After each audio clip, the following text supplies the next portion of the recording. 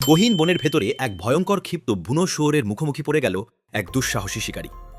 গায়ের জোরে এই প্রকাণ্ড বুনো শুয়োরটিকে কাবু করা অসম্ভব, আর 1 সেকেন্ড দেরি হলে তার ধারালো দাঁতের এক কামড়েই শিকারীর পেট চিরে ফালা হয়ে যেত।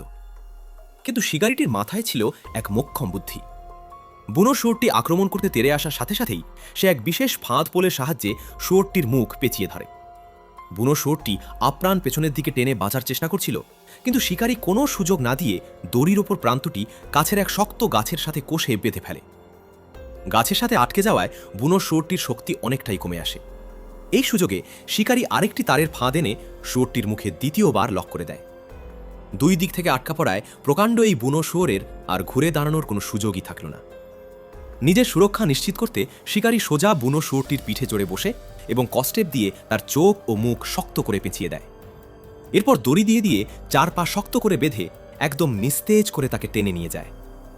কোনো বন্দুক বা মারণাস্ত্র ছাড়া প্রকাণ্ড বুনো শুয়োর কাবু করার এই কৌশল সত্যি অবিশ্বাস্য।